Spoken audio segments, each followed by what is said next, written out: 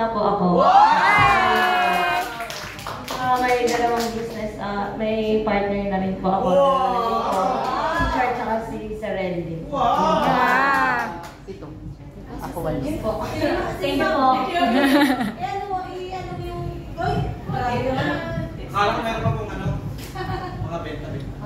Wala. Ayun. Nag-encash siya ng... Magkano po yan? Nasa 2,000. Kumbaga, na-encash ko yan, nasa 2,300.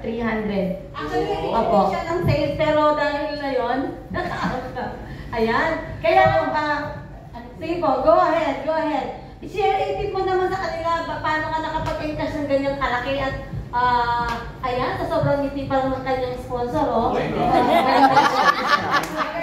So talaga yung ano yung pinaka highlight Ano mo masasabi mo sa mga bago natin? Ano lang po, kumbaga, kailangan, tsaga lang po talaga. Tama. Opo. Kailangan lang po talaga tayo. Katulad po ng sa akin po, kumbaga yung time ko po talaga, sa restaurant kasi ako talaga, Arabic restaurant, kumbaga parang napakahirap sa akin talaga yung mag-business ng ganito din. Pero ang ginagawa ko, kahit na medyo mahirap, binibigyan ko pa rin siya ng time kagaya niyan. Every Monday, talagang in-insist ko sa ano ko na dapat Monday na lang ang off ko para makaka-attend. Yan na!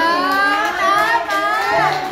Sa restaurant po talaga, hindi naman po talaga Monday. naka-fix po talaga yan, hindi po naka-fix yan. Kasi talagang iba-iba po talaga yung ano yan. Discipline and grabe yung kanyang dedication.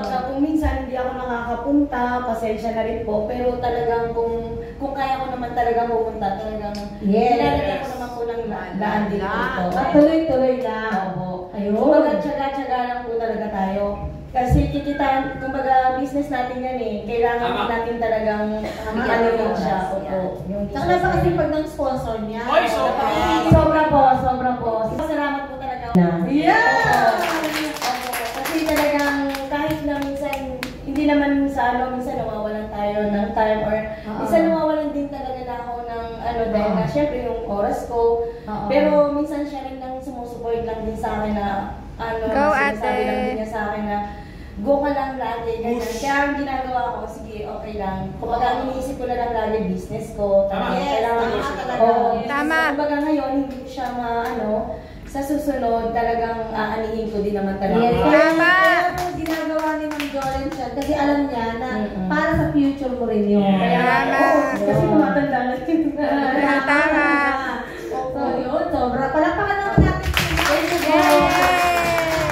Thank you so much, Ma'am Mary Ann. Tama po yun yung huling sinabi niya. Congrats. Lahat tayo, we're not getting young at all. Yes! Tama. Grabe, press